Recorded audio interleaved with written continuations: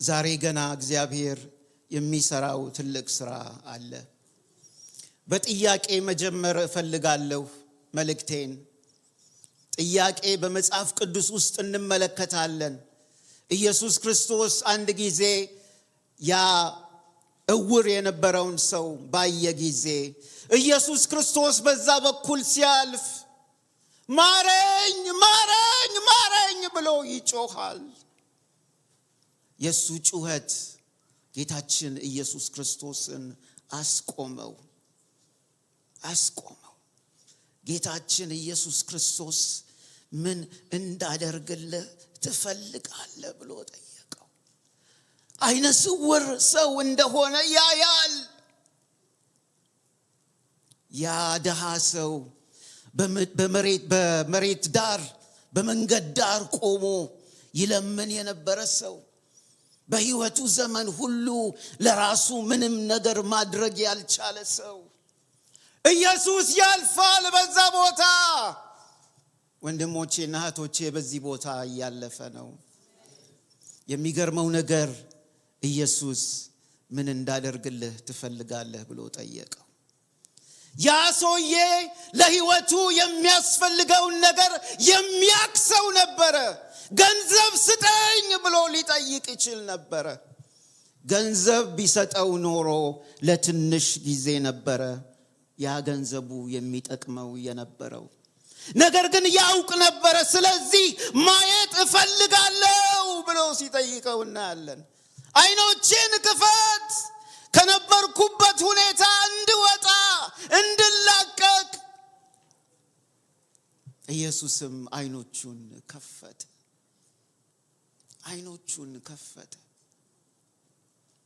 ወንድሞቼና እህቶቼ ዛሬ ጌታችን ኢየሱስ ክርስቶስ ምን እንዳደርግልህ ትፈልጋለህ ብሎ ቢጠይቅህ ምን ትሉታላችሁ? የሰለሞንን ሕይወት ሁላችንም እናውቃለን። በወጣትነቱ ወደ ንጉስነት ቦታ ሄደ። እግዚአብሔር ጠየቀው፣ ምን እንዳደርግልህ ትፈልጋለህ? እኔ ወጣት ነኝ፣ ይህንን ሕዝብ የምመራበትን ጥበብና ማስተዋል ስጠኝ። ያ መልስ እግዚአብሔርን አስደሰተው። ሰለሞን ለሕይወቱ የሚያስፈልገውን ነገር የሚያውቅ ሰው ነበረ። የት ቦታ ላይ እንዳለ የሚያውቅ ሰው ነበረ። እግዚአብሔርም ጥበብና ማስተዋልን ሰጠው። ጥያቄዎች አሉ በመጽሐፍ ቅዱስ ውስጥ።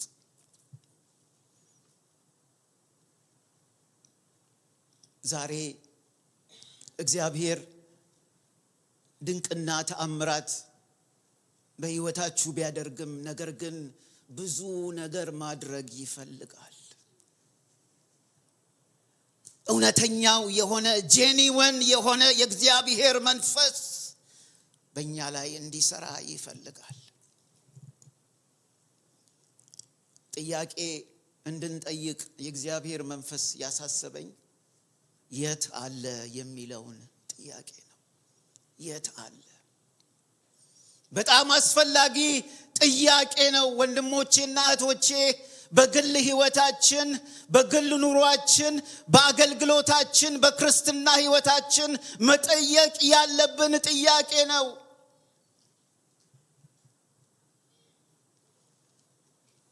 ምናልባት በዚህ ቦታ ለብዙ ጊዜ በአንድ ቦታ ላይ ብቻ የምትመላለሱ ሰዎች ልትኖሩ ትችላላችሁ። ወደፊት መራመድ ያቃታችሁ በመንፈሳዊ ሕይወታችሁ አዲስ ነገርን ያልተለማመዳችሁ ያላያችሁ ሰዎች ልትኖሩ ትችላላችሁ። መንፈሳዊ እንቅስቃሴን ገና ያልቀመሳችሁ ያላያችሁ ልትኖሩ ትችላላችሁ። በግል ሕይወታችሁ ከእግዚአብሔር ጋር ያላችሁ ግንኙነት ገና የሆነ ልትኖሩ ትችላላችሁ። ወንድሞቼና እህቶቼ የሚቀጥለው መንፈሳዊ እንቅስቃሴ እግዚአብሔር ሲናገረኝ በግለሰቦች ነው የሚጀምረው። ግለሰቦችን እግዚአብሔር ይገናኛል። ችቦውን በእነሱ ውስጥ ያበራል። ያ ችቦ የበራው ወደ ቤተ ክርስቲያን ይመጣል። ቤተክርስቲያን በችቦ ትቀጣጠላለች። ታላቅ ሰራዊት ሆና ትነሳለች።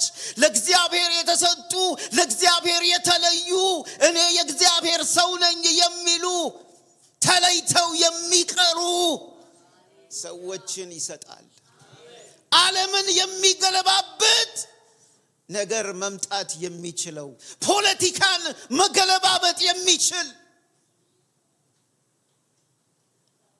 የአገርን ችግር ሁሉ መፍታት የሚችል እንቅስቃሴ ይመጣል።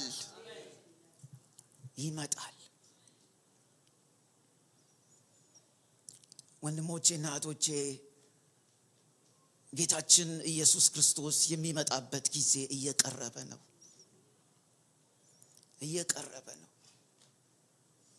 ያለንበት ጊዜ የክፋት ዘመን ነው። የእግዚአብሔርም ቃል ይነግረናል ደግሞ ደጋግሞ ሰዎች ራሳቸውን ወዳጆች ይሆናሉ። ፍቅር የጎደለበት ጊዜ ነው።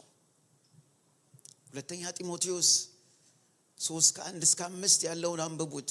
እስቲ ወደዛ እንሂድ አንድ ጊዜ። ሁለተኛ ጢሞቴዎስ መጽሐፍ ቅዱስ ይዛችሁ እንደመጣችሁ ተስፋ አደርጋለሁ። የኔ የእግዚአብሔር ቃል ነው የሚያስተምረን እንጂ እኔ አይደለም ማስተምራችሁ።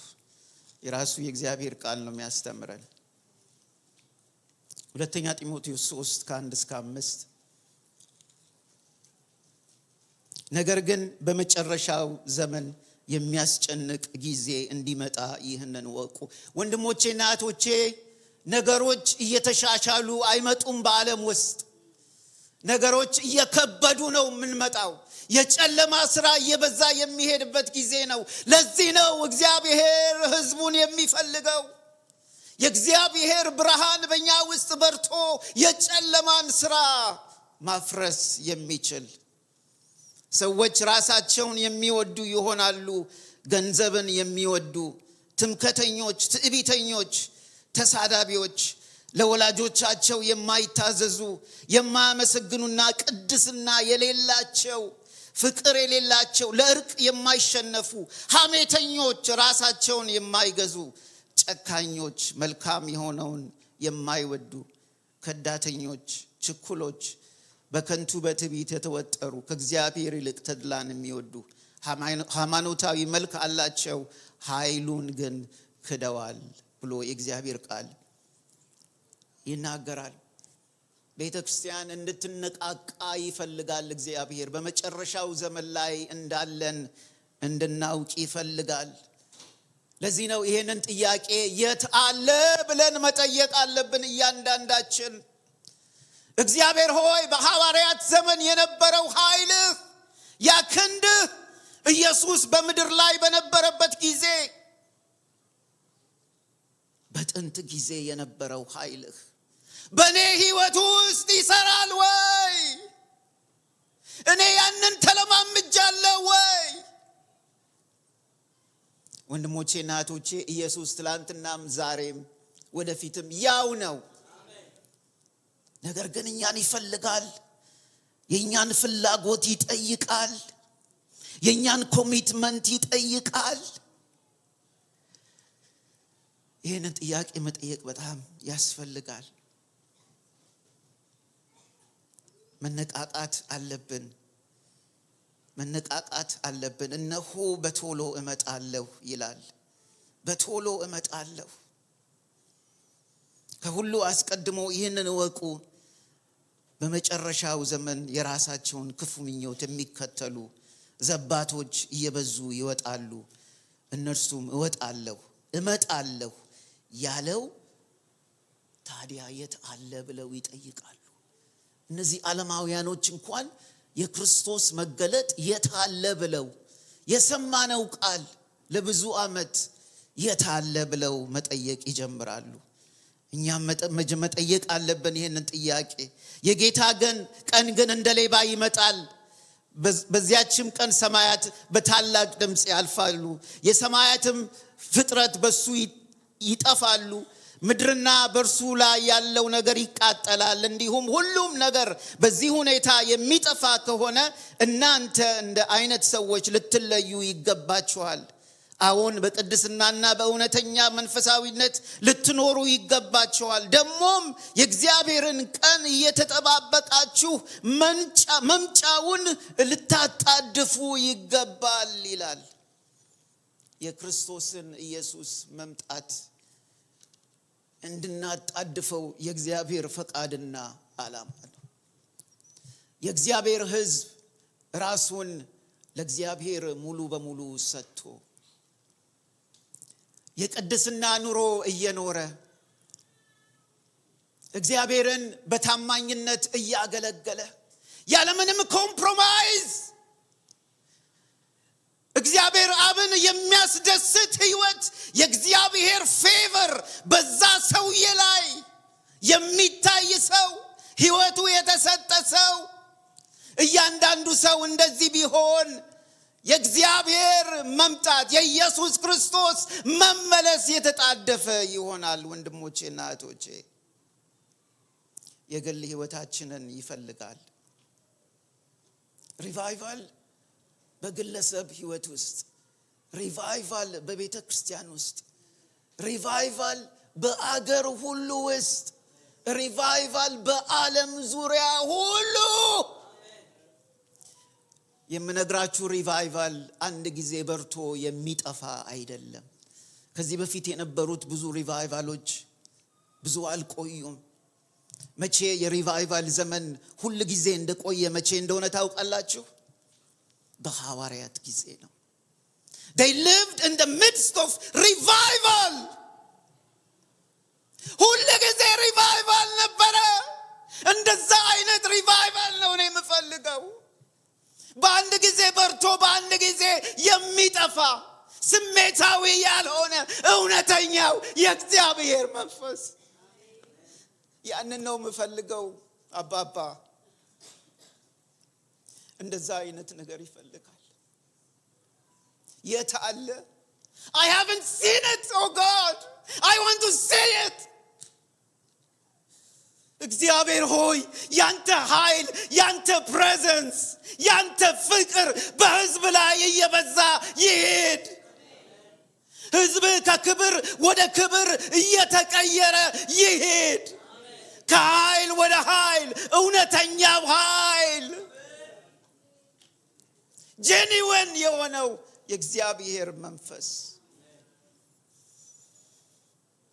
ኢየሱስ ክርስቶስ ሲያገለግል ሰዎች ሲፈወሱ ምን ይል ነበረ? ኃይል ከኔ ወጣ ይል ነበር፣ ይሰማው ነበር። በዮሐንስ 14 ላይ ምንድነው የሚለው? እኔ ያደረኩትን ነገር ሁሉ ታደርጋላችሁ፣ እንዳውም ከኔ የበለጠውን ማድረግ ትችላላችሁ ብሏል። የጴጥሮስ ሻዶ ሕዝብን ይፈውስ ነበረ።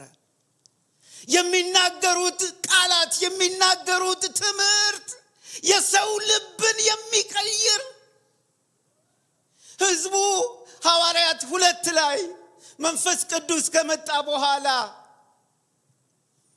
ጴጥሮስ ያለምንም ዝግጅት የእግዚአብሔርን ቃል ተናገረ።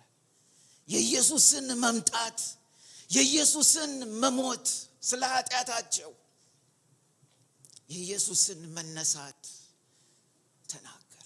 ልባቸው ቀለጠ። ምን እናደርግ ብለው ጠየቁ። ምን እናደርግ ብለው ጠየቁ። ጴጥሮስም መልስ ሲጠጣቸው እናያለን። ንስሐ ግቡ፣ ተጠመቁ፣ የመንፈስ ቅዱስ ቅባትንም ትቀበላላችሁ። በዛን ቀን 3000 ያህል ሰው ወደ ጌታ መጣ። 3000 የእግዚአብሔር ሕዝብ ቁጥር ታላቅ ሰራዊት ሆኖ እንዲነሳ የእግዚአብሔር ፈቃድና ዓላማ ነው። የእግዚአብሔር ፈቃድና ዓላማ ነው። ሊጎበኘን ይፈልጋል። ከዚህ በፊት ያላየነውን ነገር እንድናይ ይፈልጋል። ያልተለማመድነውን ነገር እንድንለማመድ ይፈልጋል። ሱፐርናቹራል ቪዚቴሽን። አቤት እሱ ሲጎበኝ!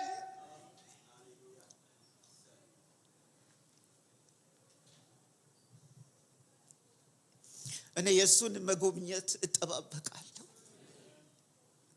ሙሉ የሆነው ኃይሉ፣ ሙሉ የሆነው የሱ ፕሬዘንስ፣ ሙሉ የሆነው የሱ ፍቅር እንዲለቀቅ እፈልጋለሁ።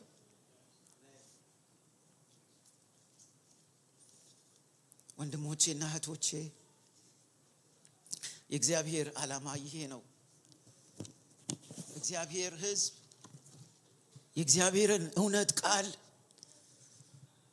መሻት ያለብን ጊዜ ነው። ብዙ አይነት ትምህርት አለ። ብዙ አይነት የውሸት ትምህርቶች አሉ። የእግዚአብሔርን ሕዝብ ከእግዚአብሔር እንዲርቅ የሚያደርግ እውነተኛው የሆነ የእግዚአብሔር ድምጽ መለቀቅ አለበት። የእግዚአብሔር ሕዝብ ይህንን መስማት አለበት።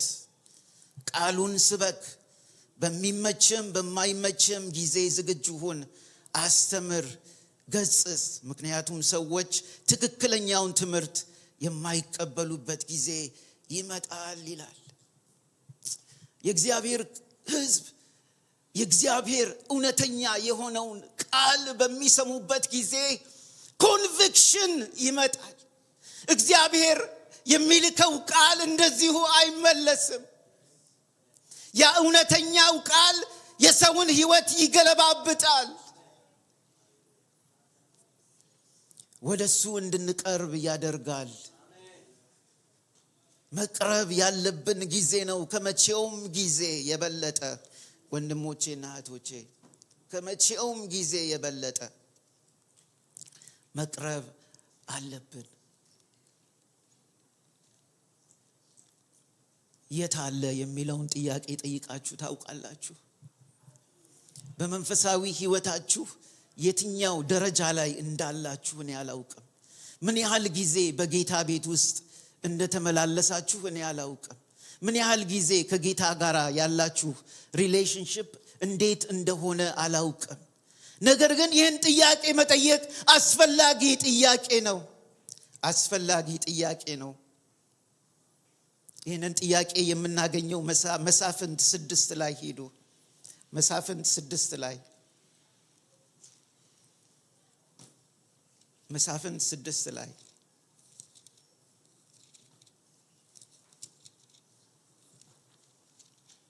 ጊዜው የመሳፍንት ጊዜ ነበረ። እግዚአብሔር ሕዝቡን በሙሴ በኩል ከእስራኤል በድንቅ በተአምራት ካወጣ በኋላ የእስራኤል ሕዝብ ወደ 2 ሚሊዮን ሰው ያህል ሆነ።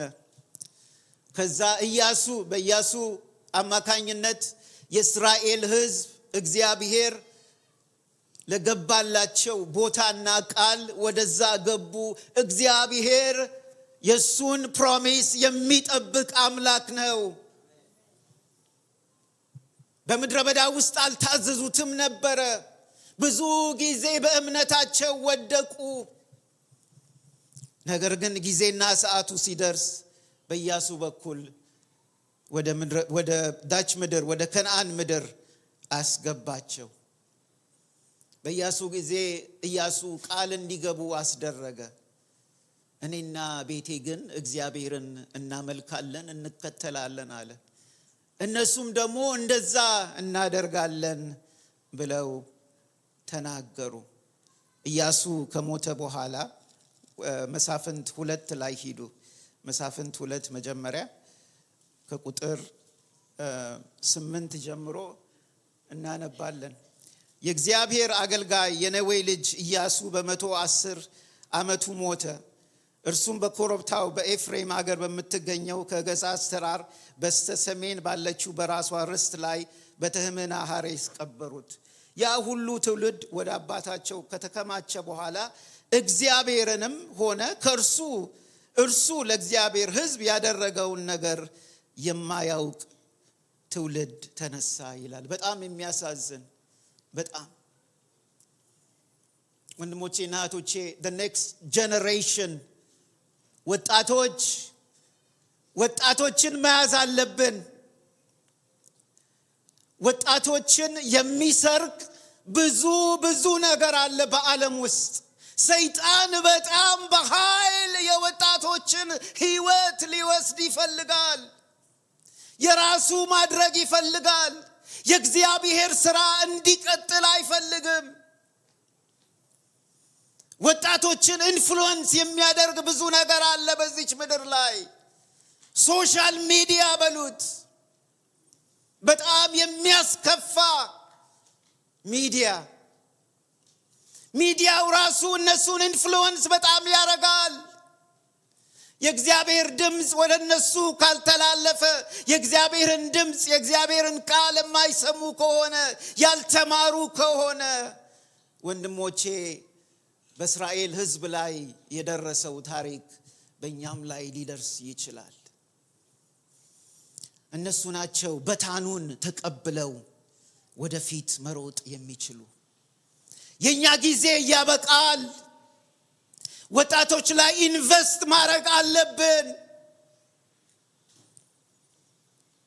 ብዙ ጊዜ በተለያየ ቤተክርስቲያኑ ስትሄዱ ለወጣቶች የሚያደርጉት አክቲቪቲ ነው። ምናልባት 5-10 ደቂቃ አንድ ጥቅስ ሊናገሩ ይችላሉ። ወንድሞቼና እህቶቼ ወጣቶች need to be taught the word of God.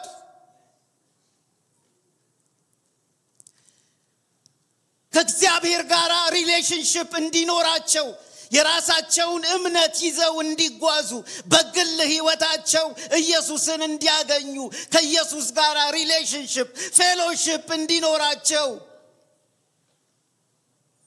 አለበለዚያ we're going to lose them. The next generation እስራኤል ላይ እንደሆነ ወጣቶች መያዝ አለባቸው በቤተ ክርስቲያን ውስጥ። ወንድሞቼና እህቶቼ እነሱ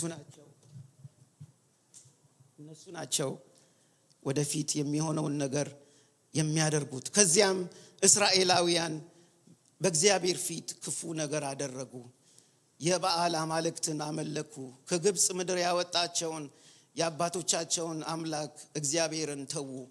በዙሪያቸው ያሉት ሕዝቦች የሚያመልኳቸውንም አማልክት ተከተሉ፣ ሰገዱላቸው። እግዚአብሔር 2 ነገር ተናግሯቸው ነበረ። ወደምትገቡበት ምድር እኔ ያሰብኩላችሁ ስትገቡ የዛን ሕዝብ ሰው ኮምፕሊትሊ ኢራዲኬት አድርጉ። ሁለተኛ እነዚህ ፔገን የሆኑትን እኔን የማያመልኩትን ሰዎች ከነሱ ጋር አትጋቡ ብሎ ነግሯቸው ነበር። የእስራኤል ሕዝብ ኢያሱ አደረሳቸው። እዛ እያንዳንዱ ቦታ ለእያንዳንዱ ነገድ አከፋፍሎ ጨረሰ። የእያንዳንዱ ነገድ ኃላፊነት ነበረ ያንን ማስወገድ፣ ሰዎቹን ማስወገድ። እነሱ ግን ፌል አደረጉ። ብዙ ጊዜ በኃጢአት ሳይክል ውስጥ ተላለፉ። ኃጢአትን ይሰራሉ። ለብዙ ጊዜ እግዚአብሔር ይቀጣቸዋል። እነሱም ንስሐ ይገባሉ እንጂ እውነተኛ የህይወት ለውጥ አልነበረም። እግዚአብሔር እንደዚሁ ይራራላቸው ስለነበረ መሳፍንትን ያስነሳ ነበረ። መሳፍንቶቹንም አይሰሙም ነበረ። መሳፍንቶቹም ህዝቡን ከጠላት እጅ ካወጣ በኋላ ሲሞቱ ህዝቡ እንደገና ወደ ኃጢአት ይመለስ ነበር። የኃጢአትን ቀንበር መስበር አልቻሉም ነበር።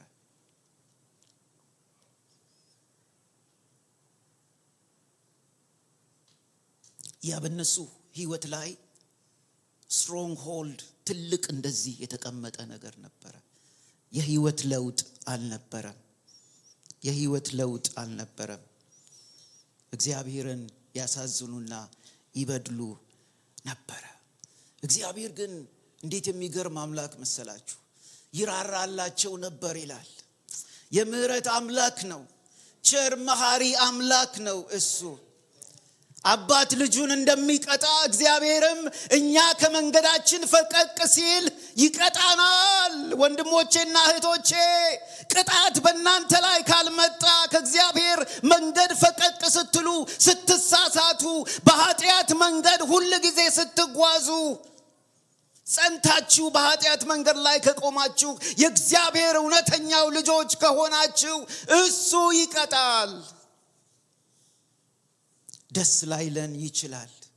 ነገር ግን ስለሚወደን ወደሱ ሐሳብ እኛን እንደዚህ መሳብ ስለሚፈልግ፣ ማቅረብ ስለሚፈልግ፣ ትልቅ ዓላማ በሕይወታችን ላይ ስላለው ያ ዓላማ በሕይወታችን ላይ እንዲፈጸምና እንዲከናወን ስለሚፈልግ እግዚአብሔር በራሱ ሐሳብ በራሱ መንገድ እኛን ለመመለስ ይሞክራል።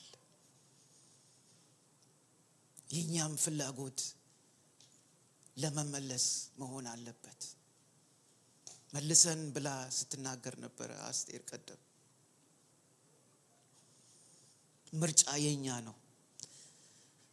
የእግዚአብሔር ቃል እንድንመርጥ ይፈልጋል። I have set before you በፊት ለፊታችሁ በረከትንና እርግማንን፣ ሕይወትንና ሞትን። ሕይወትን ምረጡ ይላል የእግዚአብሔር ቃል። ከራሳችን ፈቃድ እግዚአብሔር ውጪ ምንም ነገር ሊያደርግ አይችልም። ፈቃድ ሰጥቶናል፣ እንድንመርጥ ሰጥቶናል። በራሳችን ፍላጎት ደስ ብሎን ጌታን መከተልና ጌታን ማገልገል፣ ጌታን መምሰል አለብን። ራሳችንን መለወጥ አንችልም። መንፈስ ቅዱስ ሕይወታችንን ይለውጣል። ፈቃደኛ ነኝ ጌታ ሆይ፣ ስጋ ነፍስ መንፈሴን ሁሉ ላንተ እሰጣለሁ፣ ይኸው ውሰደው፣ ተረከበው። ያንተ ፈቃድና ያንተ ሐሳብ፣ እውነተኛው ሐሳብ በእኔ ሕይወት ላይ ይፈጸም የዕለት ዕለት ጸሎታችን መሆን አለበት።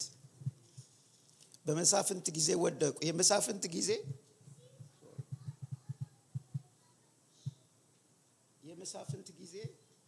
ወደ 325 ዓመት ጊዜ ፈጀ ነበረ። 12 መሳፍንትን እግዚአብሔር ቀስቅሶላቸው ነበረ። የሚገርማችሁ ነገር ብዙዎቹ መሳፍንት እግዚአብሔር አስነሳቸው ይላል እንጂ ከእግዚአብሔር ጋር እንዳስነሳቸው ይናገራል እንጂ ምንም አይነት ኮሚኒኬሽን አልነበረም። መሳፍንት ላይ 6 ላይ ስትመጡ የተለየ ሐሳብ ታያላችሁ። እግዚአብሔር ለመጀመሪያ ጊዜ ነብይ ሲልክ ለሕዝቡ ይታያል። ነብዩ እግዚአብሔር ያደረገላቸውን ነገር ይነግራቸዋል።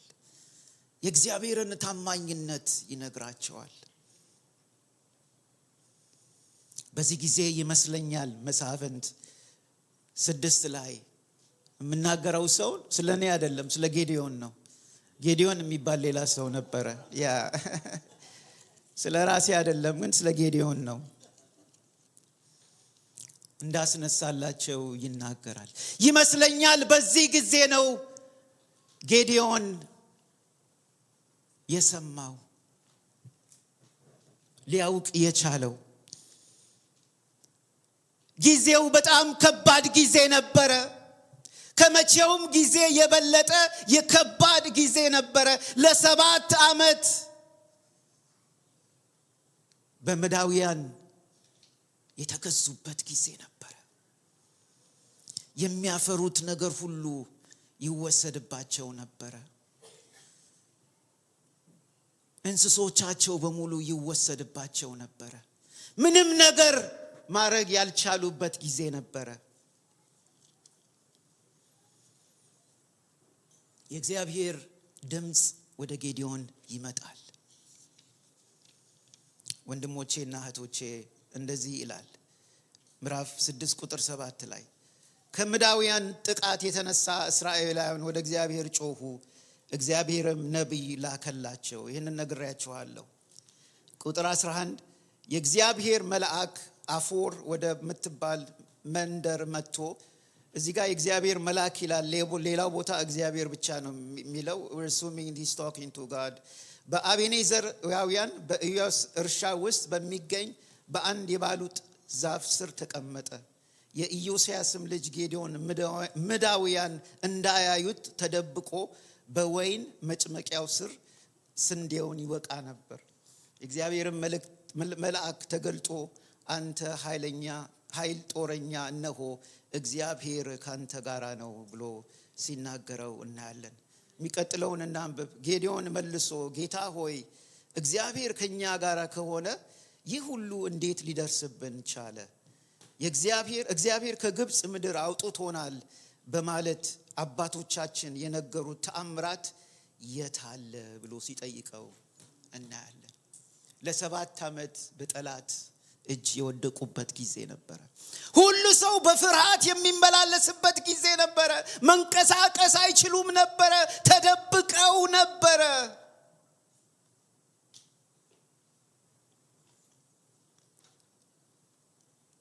ጌዲዮንም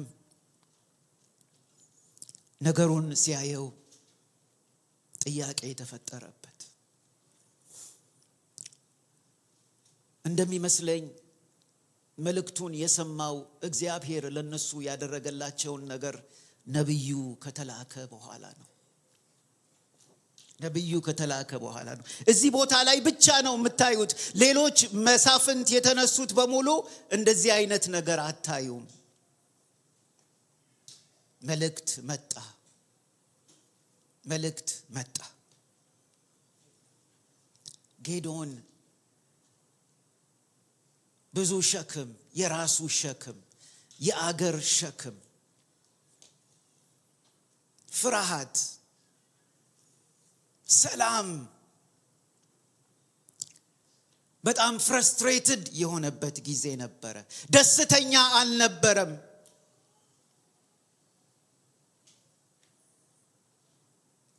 እግዚአብሔር አንተ ኃይል ጦረኛ እነሆ እግዚአብሔር ካንተ ጋራ ነው ሲለው አልገባውም። እግዚአብሔር በዛ ውስጥ ያልፍ ስለነበረ ስለሚያውቅ፣ የጌዲዮንን ሁኔታ ስለሚያውቅ፣ የእስራኤልንም ሕዝብ ሁኔታ ስለሚያውቅ እግዚአብሔር ጌዲዮንን ሊቀሰቅሰው መጣ። መጀመሪያ ታክል የሚያደርገው አይደንቲቲውን ነው፣ ማንነቱን ነው። ብዙ ጊዜ ሰይጣን አይደንቲቲያችንን አታክ ያደርጋል። በአንዳንድ ነገር ውስጥ በምናልፍበት ጊዜ ማንነታችንን እንረሳለን። የማን እንደሆነን እንረሳለን። የእግዚአብሔርንም ማንነት እንረሳለን። ጌዲዮንና የእስራኤል ሕዝብ በደረሰባቸው ምክንያት ያንን የረሱበት ጊዜ ነበረ። ሌላው ጌዲዮን የመሰለው ደግሞ የእግዚአብሔር ችግር እንደመሰለ አርጎ ነው ያየው። ጥፋቱ የነሱ እንደሆነም አልተገነዘበም ነበረ። ጌዲዮንም መልሶ ጌታ ሆይ እግዚአብሔር ከኛ ጋራ ከሆነ ይህ ሁሉ እንዴት ሊደርስብን ቻለ? እግዚአብሔር ከግብጽ ምድር አውጥቶናል በማለት አባቶቻችን የነገሩን ተአምራት የታለ? አይደንቲቲውን ታክል ሲያደርግ እናያለን። who am I? እኔ ማን ነኝ? ወንድሞቼና እህቶቼ ይህንን መጠየቅ አለብን ሁል ጊዜ። እኛ በክርስቶስ ኢየሱስ ደም የተዋጀን የእግዚአብሔር ልጆች ነን። ክብሩንና ታላቅነቱን፣ ኃያልነቱን፣ ደህንነቱን፣ ማንነቱን የምንናገር ሰዎች ነን። ኤፌሶን 1 አንብቡት። በዛ ውስጥ ማን እንደሆነን ይናገራል። ጌዲዮን የእግዚአብሔር ድምፅ አንተ ኃይለኛ ሰው ብሎ ቢመጣም መቀበል አቃተው። ብዙዎቻችንም እዛ ደረጃ ላይ የምንሆንበት ጊዜ አለ። የኑሮ ክብደት ሲመጣ፣ ዓለም ሲያስጨንቀን፣ ስጋችን ሲያስቸግረን የታለ የምንልበት ጊዜ ይመጣል። በጣም ጥሩ ጥያቄ፣ ደስ የሚል ጥያቄ፣ አቅጣጫን የሚያስቀይር ጥያቄ፣ መልካም ወደ ሆነው ወደ እግዚአብሔር ሐሳብ የሚመራ ጥያቄ። ጌዴዎን ማወቅ ፈለገ። ይሄን ነገር ማወቅ ስለሚፈልግ ጠየቀ። ማን እንደሆነ በእግዚአብሔር እንዲያውቅ መጀመሪያ ሲያሳስበው እናያለን። ማን እንደሆነን ማወቅ አለብን። ወንድሞቼና እህቶቼ ኢሳይያስ 43 ላይ አንድ ጊዜ እንሂድ። ኢሳይያስ 43 ላይ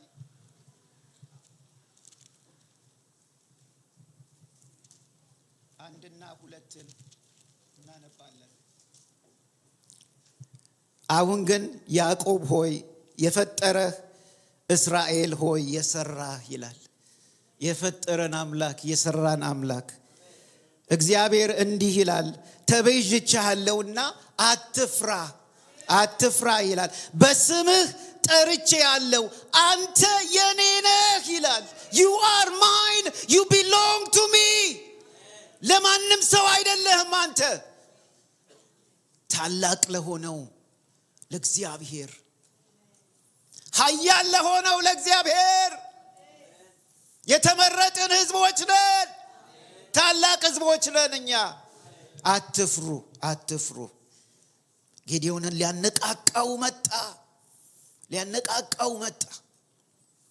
ማንነታችንን ካወቅን፣ እግዚአብሔር ማን እንደሆነ ካወቅን፣ ያ በህይወታችን ውስጥ ዓላማን ይፈጥራል። የሱ ከሆነን የምናደርገውና የምንሰራው ነገር በሙሉ እሱን የሚያስከብር፣ የእግዚአብሔርን ስም የሚያስጠራ፣ ለዓለም ሁሉ መልካም ምሳሌ፣ ህይወታችን ሁሉ ኢየሱስን የሚያንጸባርቅ ይሆናል። ወንድሞቼና እህቶቼ የሱ መሆንን ካወቅን፣ ዓላማችን ደግሞ ከሱ ጋራ ሪሌሽንሺፕ እና ፌሎሺፕ ኢንዲቪጁዋሊ የጋራ አይደለም። በጋራ ማምለክ መልካም ነው። በጓዳህ ኢየሱስ ሊገባ ይፈልጋል። ማንነቱን ሊገልጥልህ ይፈልጋል። ቀደም የመሰከረችው እህታችን ስሟ ጠፋኝ፣ ደስትኒ የኔን ደስትኒ አውቀዋለሁ እያለች። ሶስተኛው አንደኛ ማንነታችንን ማወቅ፣ የማን እንደሆነን ማወቅ። ሁለተኛ እሱን ካወቅን ዓላማችንን እናውቃለን። ሶስተኛ ደግሞ ወዴት እንደሚሄድ እናውቃለን። መጨረሻችንን የምናውቅ ሰዎች ነን። የዓለም ህዝብ ይሄንን አያውቅም። እኛ የታደለን ህዝቦች ነን። የኛ ደስትኒ we already know. we are winners. አሸናፊዎች ነን እኛ። አሸናፊዎች። ኢየሱስ ይመጣል ይወስደናል። ከሱም ጋራ ለዘላለም እስከ ዘላለም እንኖራለን። ጌዴዎንን ሊያነቃቃው መጣ። ወንድሞቼና እህቶቼ ዛሬ ሊያነቃቃን ይፈልጋል። ምናልባት የጌዴዎን ጊዜ 7 ዓመት ነው ጠላት ያስጨነቃቸው። ምን ያህል ጊዜ በህይወታችሁ ስትጨነቁ፣ ስትፈሩ፣ ሸክም ሁሉ ከብዷችሁ ምን ያህል ጊዜ እንደቆያችሁ አልፈልግም። ዛሬ ስለ ማንነታችሁ፣ ስለ ዓላማችሁ፣ ወዴት እንደምትሄዱ ጌታ ሊነግራችሁ ይፈልጋል።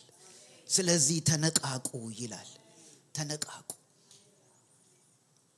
ኤርምያስን እግዚአብሔር ሲጠራው ከመወለድ በፊት አውቅህ ነበረ አለ። ሳንወለድ በፊት እሱ ኦልሬዲ የኛን ህይወት የሚሆነውን ነገር ሁሉ አይቷል። ኤርምያስን ታላቅ ነብይ አድርጎ አስነሳው። ልትገለብጥ፣ ልትገነባ፣ ልታፈርስ አንተን ቀስቅሼሃለሁ ይላል። ቀስቅሼሃለሁ። የሚገርማችሁ የኤርሚያስ አገልግሎት በጣም ፌይትፉል የሆነ አገልጋይ ነብይ ነበረ። የመጽሐፍ ቅዱስ ተማሪዎች አዋቂዎች ሲናገሩ በሱ ሜሴጅ ማንም ሰው ኮንቨርት እንዳልተደረገ፣ ምንም ይሁን ሰሙት አልሰሙት ቀጠለ እግዚአብሔርን ማገልገል። ለእግዚአብሔር ታማኝ ሰው ነበረ። ታማኝ ሰው ነበረ እሱ። ጌዲዮንን ይጠራዋል በዚህ ቦታ። አይደንቲቲውን ስታብሊሽ ያደርጋል። መጀመሪያ እግዚአብሔር እያንዳንዳችንን ይፈልገናል ዛሬ ወንድሞቼና እህቶቼ። በምንም አይነት ሁኔታ ውስጥ እለፉ። ባለፉት አመታት ባለፉት 10 አመት እግዚአብሔር ልጆች ከሆናችሁ አሁንም እግዚአብሔር ዓላማ በህይወታችሁ ላይ አለው። እሱ እኔ ለእናንተ የማስበው መልካምና በጎ ነገር ነው ይላል። 3 ነገር እንድናደርግ እግዚአብሔር ጠርቶናል። አንደኛ ለሱ እንድንመሰክር ይፈልጋል። ለሐዋርያት የተሰጠ ትእዛዝ መንፈስ ቅዱስ በእናንተ ላይ ይመጣል፣ በዚያም ጊዜ በኢየሩሳሌም በይሁዳ በሰማርያ እስከ ምድር ዳርቻ ድረስ ምስክሮቼ ትሆናላችሁ ብሎ ሲነግራቸው እናያለን። ፐርሰናል ኢቫንጀሊዝም ዋን ቱ ዋን አንድ ለአንድ ትልቁ የኢቫንጀሊዝም ምንድነው ቁልፍ ነገር ምን እንደሆነ ታውቃላችሁ? ጸሎት ነው።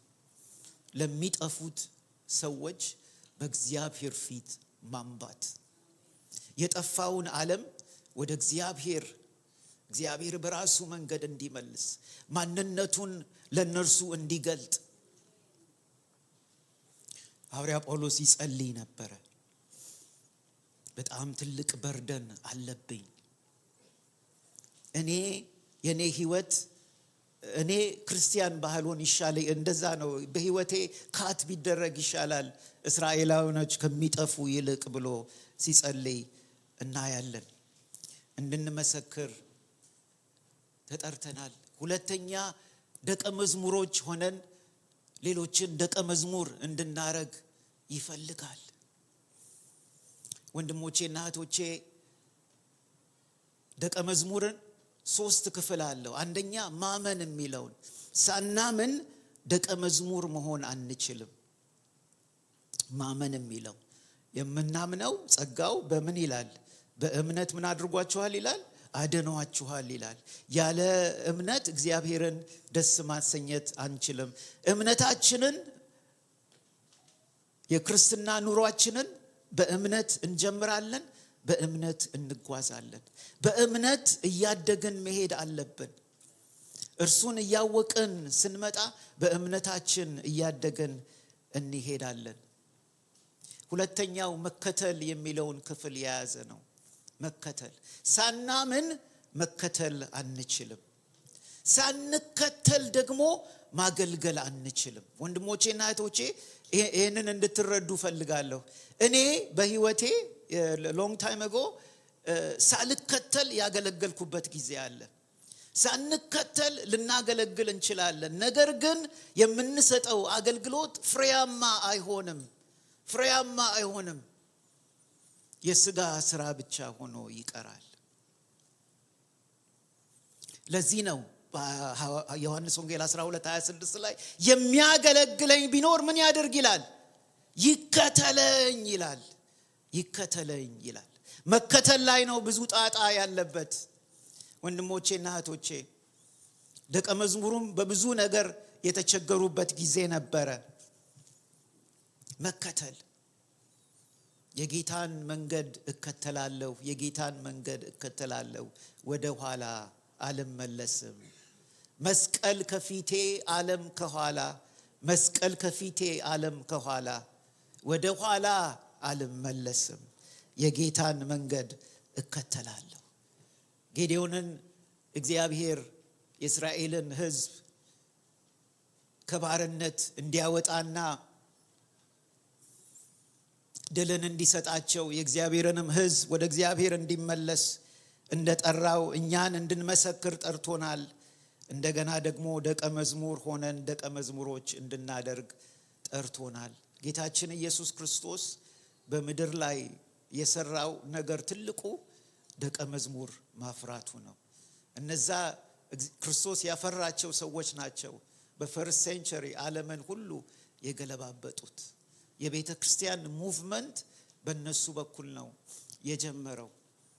ሰዎችን ደቀ መዝሙር ማድረግ፣ ሰዎችን ጌታን እየመሰሉ እንዲመጡ ማድረግ። ወንድሞቼና እህቶቼ ሌላ ምንም ዓላማ ሊኖረን አያስፈልግም።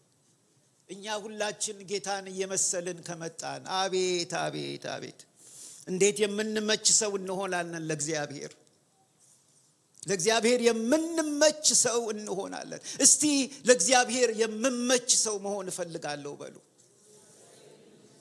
እፈልጋለሁ እኔ አባባ እኔን ለውጠኝ ላንተ የምመች ሰው ልሆን። ሶስተኛ አምባሳደሮች እንድንሆን ጠርቶናል። አምባሳደሮች ሬፕሬዘንታቲቭ። የአምባሳደርነትን ስራ ታውቃላችሁ። አንድን አገር ወክሎ ሌላ አገር ተሹሞ ይቀመጣል። ያ የአምባሳደርነትን ቦታ በሌላ አገር የያዘ ሰው የራሱን አጀንዳ አያደርግም፣ የራሱን አጀንዳ አይፈጽምም። የተሰጠውን አጀንዳ ከመንግስት ይቀበላል። አገሩን በውጭ አገር ሬፕሬዘንት አድርጎ ይቆማል። እኛም ወንድሞቼና እህቶቼ እቺ ምድራችን ጊዜያዊ ናት። የሰማያዊ ሰዎች ነን። የሰማያዊውን ነገር በዚች ምድር ላይ እንድናንጸባርቅ ይፈልጋል። የአምባሳደርነት ስራ ይገርማችኋል። አምባሳደሮች ሆነው ሌላ ሀገር ሲሄዱ ያ መንግስት የላካቸው መንግስት ሁሉ ነገር ፕሮቫይድ ያደርግላቸዋል። ለቤተሰቡ መኪና ይሰጠዋል፣ ቤት ይሰጣቸዋል፣ ለልጆቻቸው ሴኩሪቲ ሁሉ ይኖራቸዋል። ሁሉ ነገር ፕሮቫይድድ ነው። አምላኬ እንደ ባለጠግነቱ መጠን ለእናንተ የሚያስፈልጋችሁን ሁሉ ይሞላባችኋል ይላል የእግዚአብሔር ቃል። ወንድሞቼና እህቶቼ እኛ የክርስቶስ አምባሳደሮች ነን።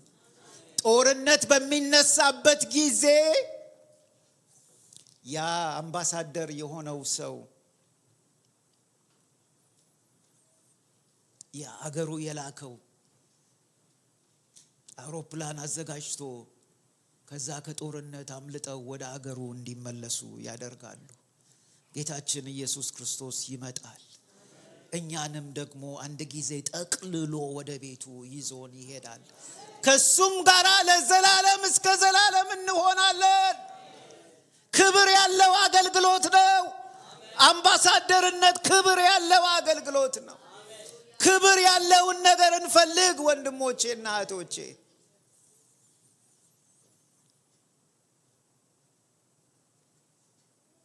ወደ እውነተኛው መነቃቃት ሊመራን ይፈልጋል። ለዚህ ነው ጌዲዮን የጠየቀው የት አለ? በሕይወቴ አላየሁትም፣ አልተለማመድኩትም። የት አለ ብሎ የጠየቀው በዛ ምክንያት ነው። የእግዚአብሔርን ፈቃድና የእግዚአብሔር ዕውቀት በሕይወቱ እየበዛ እንዲሄድ ስለፈለገ ነው። ማወቅ የፈለገው ነገር ነበረ። ወንድሞቼና እህቶቼ ለዚህ ነው የጠየቀው። እኔ እንደሚመስለኝ እግዚአብሔር አንድ ያየው ነገር አለ በጌዲዮን ላይ። ጌዲዮንን ሲጠራው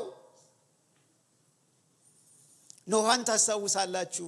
በዛ በጨለማ ዓለም ውስጥ የእግዚአብሔር ፌቨር በኖሃ ላይ ነበረ። ምክንያቱም ጻድቅና ቅዱስ ሰው ነበረ። እግዚአብሔርም ጠራው። የተለየ ሰው ነበረ። ዓለም በረከሰበት ጊዜ አንድ ሰው አገኘ እግዚአብሔር። ታማኝ ሆኖ፣ የሚገርማችሁ የእግዚአብሔር ሰው እንደሆነ የምታውቁት ለ100 ዓመት ያህል ያንን ትልቅ ቦት ሲገነባ ወንጌል እየሰበከ ነበር። ሰዎች ያሾፉበት ነበር።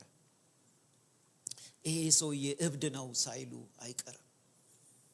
ነገር ግን እሱ ስራውን በታማኝነት ቀጠለ። ማወቅ ስለፈለገ፣ ያላየውን ነገር ማየት ስለፈለገ ጌዲዮን ይሄንን እንደጠየቀ እንድትገነዘቡ እፈልጋለሁ። እግዚአብሔርን በማወቅ ትጉ ይላል የእግዚአብሔር ቃል ሆሴዕ 6:3 ላይ። እግዚአብሔርን እያወቅን ስንመጣ እርሱን እየወደድን እንመጣለን። እርሱን እየወደድን ስንመጣ እርሱን እየታዘዝን እንመጣለን። እርሱን እየታዘዝን ስንመጣ መንፈሳዊ ፍሬዎች በሕይወታችን ላይ ይታያሉ። መንፈሳዊ ፍሬዎች ደግሞ ለሱ እንደተለየን መቹር ክርስቲያን እንደሆነን በጌታ እንዳደግን ብርቱ ክርስቲያኖች እንደሆነን ያንን ያሳያል። ስለዚህ እሱን በማወቅ ትጉ። እርሱን በማወቅ ትጉ። ለማወቅ ቲቸብል ስፒሪት ያስፈልጋል። ማወቅ እፈልጋለሁ፣ መማር እፈልጋለሁ ማለት አለብን። አቬይላቢሊቲ ይጠይቃል። ጊዜና ሰዓትን ሳክሪፋይስ ማድረግ ይጠይቃል።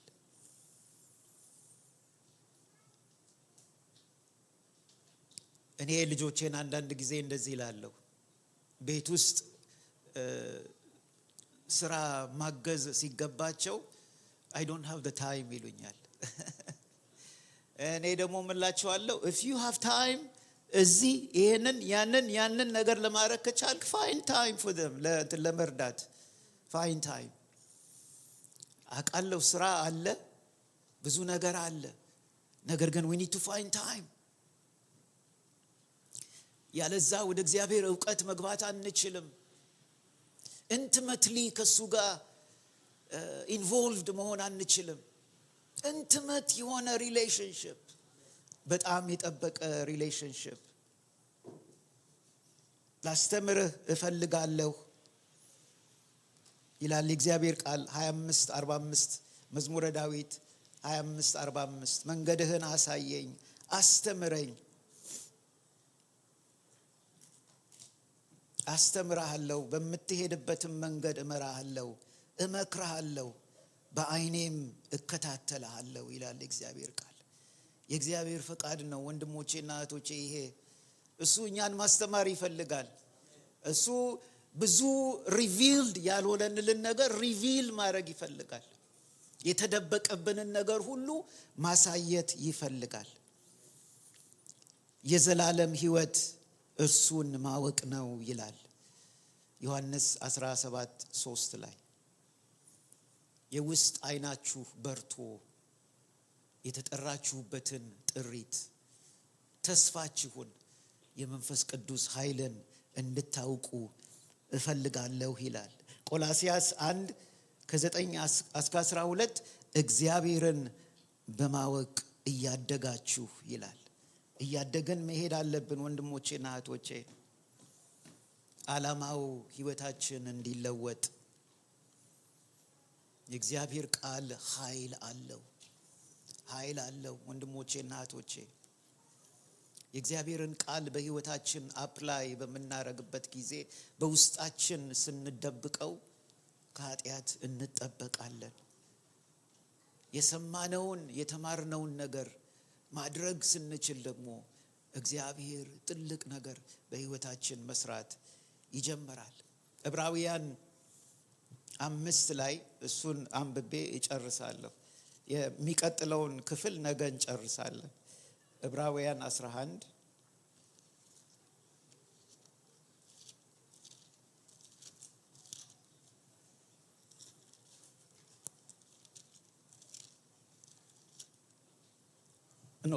ዕብራውያን 5 ከቁጥር 11 ጀምሮ እስከ 6። ስለዚህ ጉዳይ የምናገረው ብዙ ነገር አለ፣ ነገር ግን ለመማር ዳተኛ ስለሆናችሁ ለማስረዳት አስቸጋሪ ነው። እንግሊዘኛው ይሄ ዳተኛ የሚለውን slow to learn ነው የሚለው። slow to learn። በዚህ ጊዜ አስተማሪዎች ልትሆኑ ሲገባችሁ ገና የእግዚአብሔርን ቃል የመጀመሪያውን ትምህርት የሚያስተምራችሁ ሰው ያስፈልጋችኋል። የሚያስፈልጋችሁም ጠንካራ ምግብ ሳይሆን ወተት ነው። ወተትን የሚጋት ሁሉ ሕፃን ስለሆነ ከጽድቅ ትምህርት ገና አላወቀም። ጠንካራ ምግብ መልካሙን ከክፉን ለመለየት ራሳቸውን ስላላስለመዱ ለበሰሉ ሰዎች ነው ይላል። በጌታ ቤት ውስጥ ምን ያህል ጊዜ እንደቆያችሁ አላውቅም። እግዚአብሔር ግን የእግዚአብሔር ሕዝብ